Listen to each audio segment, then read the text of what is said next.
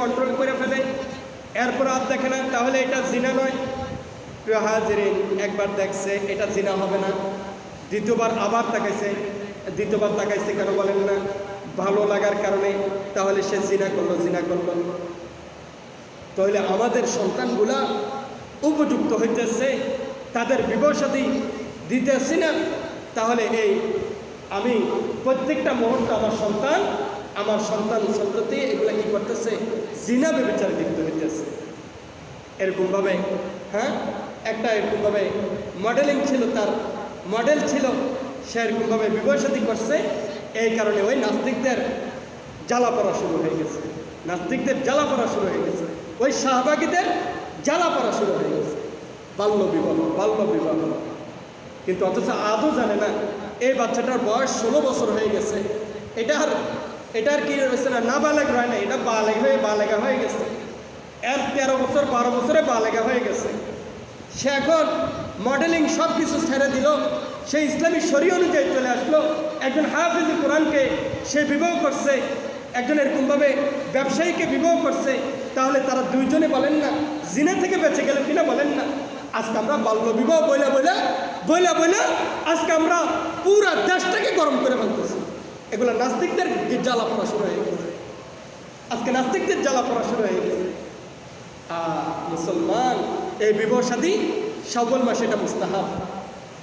রাসূল সাল্লাল্লাহু আলাইহি ওয়াসাল্লামের সুন্নতের জিন্দেগির একটা অংশ কি ছিল বলেন না? এই বিবাহ শাদী ছিল। প্রিয় হাজিরিন, হাদিসের মধ্যে আছে, বুখারী শরীফের রওয়ায়াত, সাহাবায়ে কেরামরা রাসূল সাল্লাল্লাহু আলাইহি ওয়াসাল্লামের বাহিরের আমলগুলো দেখতেন। রাস্তার চলাঘাট, মসজিদের মধ্যে, মদিনায় মুনাওয়ারার অলিতে গলিতে রাসূল সাল্লাল্লাহু আলাইহি ওয়াসাল্লামের হাঁটা চলাফেরা, তাসবিহাতের আমল এবং সমস্ত কিছু এরকম পর্দানিশীল চলা, সব কিছু দেখতেন। কিন্তু সাহাবায়ে কেরামরা চিন্তা করলেন রাসূল সাল্লাল্লাহু আলাইহি ওয়াসাল্লাম ঘরের মধ্যে কেমন আমল করেন, এটা একটু যাচাই করে। সাহাবায়ে কেরামরা কি চিন্তা করলেন বলেন? রাসূল সাল্লাল্লাহু আলাইহি ওয়াসাল্লাম ঘরের মধ্যে কেমন আমল করে এটা একটু যাচাই বাছাই করি। প্রিয় হাজিরিন, রাসূল সাল্লাল্লাহু আলাইহি ওয়াসাল্লাম জানেন না, ওই সাহাবায়ে কেরামরা ঘরের মধ্যে আসলেন। আম্মাজান হযরত আয়েশা সিদ্দিকা রাদিয়াল্লাহু তাআলা আনহাকে সালাম দিলেন। আম্মাজান আয়েশা রাদিয়াল্লাহু তাআলা আনহা পর্দা থেকে সালামের উত্তর দিলেন। প্রিয় হাজিরিন, সাহাবায়ে কেরামরা রাসূল সাল্লাল্লাহু আলাইহি ওয়াসাল্লামের ঘরের আমল সম্পর্কে জানার জন্য এই কারণে সালামটা দিয়েছিলেন। এই কারণে বললেন, ও আম্মাজান আয়েশা রাদিয়াল্লাহু তাআলা আনহা, আমরা তো রাসূল সাল্লাল্লাহু আলাইহি ওয়াসাল্লামকে মদিনার অলিগলিতে দেখি এবং মসজিদে নববীতে দেখি। রাসূল সাল্লাল্লাহু আলাইহি ওয়াসাল্লাম ঘরের মধ্যে যতক্ষণ থাকে ততক্ষণ কেমন আমল করে। আম্মাজান আয়েশা রাদিয়াল্লাহু তাআলা আনহা সাহাবায়ে কেরামদেরকে উত্তর দিলেন, পর্দানিশীল থেকে উত্তর দিলেন, রাসূল সাল্লাল্লাহু আলাইহি ওয়াসাল্লাম ঘরের মধ্যে তার বিবিদেরকে সময় দেয়। কি বলছে বলেন না? তার বিবিদেরকে সময় দেয়। উনি ঘরের মধ্যে কিছু আমল করে। এরকমভাবে আমলের যে সবচেয়ে গুরুত্বপূর্ণ সময় উনি মনে করে বিবির হক আদায় করা, এটাকে মনে করে। এই কারণে আমাদের বিবিদেরকে উনি সময় দেয়। এই কথা বলার পরে সাহাবায়ে কেরামদের একটু মনের মধ্যে একটু টেনশন চলে আসলো।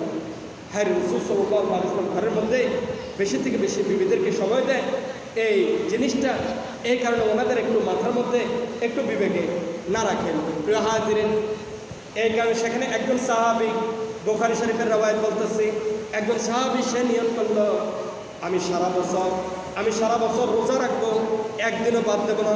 এরকমভাবে 365 দিন 60 দিন যায় হয়, আমি প্রতিদিন রোজা রাখবো, আমি একদিনও মিস করবো না।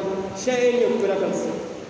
প্রিয় হাজিরিন, আরেকজন সাহাবী সে এই কথা নিয়ত করছে, আমি সারা রাত এরকমভাবে ইবাদত বন্দেগী করবো, নফল নামাজ পড়বো, জিকির আজকার করবো, আমি সারা রাত ঘুমাবো না, এরকম সারা বছর আমি এভাবেই কাটাবো। আর আরেকজন নিয়ত করছে, আমি সারা বছর বিবাহ শাদী করবো না, আমার জিন্দিগিতে, যে লাইফের জিন্দিগিতে যত বছরে বাঁচছি, আবার এটা হয় 50 বছর, 60 বছর, 30 বছর, 40 বছর, যাই হোক, আমি বিবাহ শাদী করবো না। আমি কি করব? এরকমভাবে নামাজে, এরকমভাবে রোজাতে, এরকম আমলে বন্দিগিতে আমি থাকি। এই তিনজন 3 রকম নিয়ত করে ফেলছে। এই তিনজন 3 রকম নিয়ত করে তারা যার বাড়ি ঘরে চলে গেল। প্রিয় হাজিরিন, আল্লাহ রাসূল সাল্লাল্লাহু আলাইহি ওয়াসাল্লাম যখন ঘরের মধ্যে আসলেন, আসার পরে আল্লাহ রাসূল সাল্লাল্লাহু আলাইহি ওয়াসাল্লামকে আম্মা জান আয়েশা রাদিয়াল্লাহু তাআলা আনহা জানাই দিলেন, আপনার সাহাবায়ে কেরামরা আসলেন, আসছে এই কারণে আপনার এরকমভাবে ঘরের মধ্যে আপনি কী আমল বন্দেগী করেন এটা জানার জন্য। এরকমভাবে তারা হাই হুতাশ করলো এবং তারা এরকমভাবে তারা নিয়ত করলো যে কেউ এরকমভাবে সারা বছর রোজা রাখবে, একদিনও রোজা ছাড়া থাকবে না। এরকমভাবে আরেকজন নিয়ত করছে বিবাহ-শাদী করবে, বিবাহ-শাদী করবে না, সে এই নিয়ত করলো। আরেকজন এরকমভাবে নিয়ত করছে সে সারা রাত আবাদত বন্দেগী করবে, সেরকমভাবে কোনো আবাদত বন্দেগী থেকে সারা রাত ঘুমাবে না, সারা রাত ঘুমাবে না। উসল্লি নামাজ পড়বো, আমি নামাজ পড়বো, এরকমভাবে কী করবো না, আল্লাহ আনামু, আমি ঘুমাবো না, আমি কি করবো না, আমি ঘুমাবো না, সে এই নিয়ত করছে। আল্লাহ রাসূল সাল্লাল্লাহু আলাইহি ওয়াসাল্লাম এই খবর শোনার সাথে সাথে দৌড় দিয়ে ওই সাহাবায়ে কেরামদের কাছে গেলেন। যাওয়ার পর বলতেছে, তোমরা কোথায় গিয়েছিলা? বলছে, আপনার ঘরের মধ্যে গিয়েছি। তোমরা এরকমভাবে কী নিয়ত করলা, কী নিয়ত করলো? আল্লাহ রাসূল সাল্লাল্লাহু আলাইহি ওয়াসাল্লাম বললেন, তোমরা এরকম যে নিয়তগুলো করছো এগুলো হলো গলত, এগুলো হলো ভুল, এগুলো হলো ভুল সিদ্ধান্ত। আমার কাছে পছন্দনীয় হলো, আল্লাহ তাআলার কাছে পছন্দনীয় হলো যেরকমভাবে রাত্রেবেলা কিছু রাত জাগা এবং কিছু রাত্র এরকমভাবে বিবিকে সময় দেওয়া, নিজের ঘরওয়ালাদেরকে সময় দেওয়া, এটা হলো নিয়ম। তোমরা এই নিয়মকে ভঙ্গ করতেছ। এরকমভাবে যেরকমভাবে বিবাহ-শাদী করা এটা আমার সুন্নাত। যদি কোনো সাহাবায়ে কেরাম যদি কেউ যদি বিবাহ-শাদী না করে তাহলে আমার সুন্নতকে কেন্দ্র করে সে আমার উম্মতের অন্তর্ভুক্ত নয়। কে জানাই দিলেন বলেন? আল্লাহ রাসূল জানাই দিলেন যে তোমরা তিনজনে যে নিয়তগুলো করলা এগুলা ভুল, এগুলাকে উদ্র করো, তোমরা এগুলা থেকে তোমরা তওবা ইস্তেগফার করো। প্রিয় হাজিরিন, সাথে সাথে সাহাবায়ে কেরামরা তওবা ইস্তেগফার করলেন, এগুলা থেকে রুজু হলেন। এই কারণে আল্লাহ রাসূল সাল্লাল্লাহু আলাইহি ওয়াসাল্লাম জানাই দিলেন, قال رسول الله صلى الله عليه وسلم النكاح من سنتي فمن لم يعمل بسنتي فليس مني أو كما قال عليه الصلاة والسلام। আল্লাহ রাসূল সাল্লাল্লাহু আলাইহি ওয়াসাল্লাম জানাই দিলেন, এই বিবাহ-শাদী এটা হলো আমার সুন্নাত, আমি নবী মুহাম্মদুর রাসূলুল্লাহ সাল্লাল্লাহু আলাইহি ওয়াসাল্লামের সুন্নাত।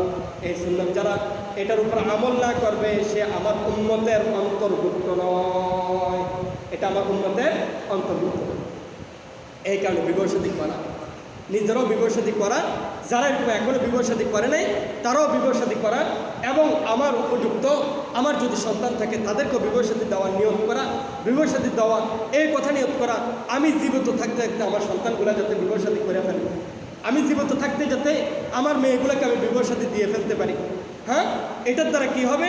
আমি আল্লাহর কাছে জবাবদিহি থেকে বেঁচে যাব।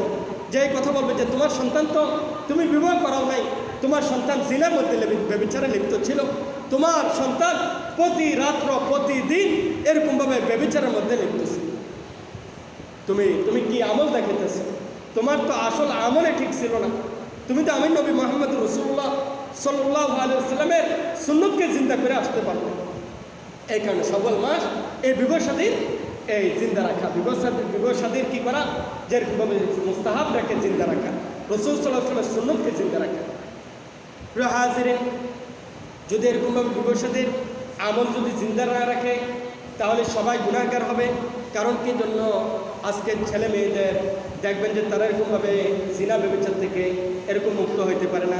ওই শাহবাগীদের, নাস্তিকদের গা গরম হয়ে গেল, জ্বালা পড়া শুরু হয়ে গেল, 16 বছরের এক কন্যা সেরকমভাবে কেন বিবাহ-শাদী করে পর্দার মেশিন চলে আসলো?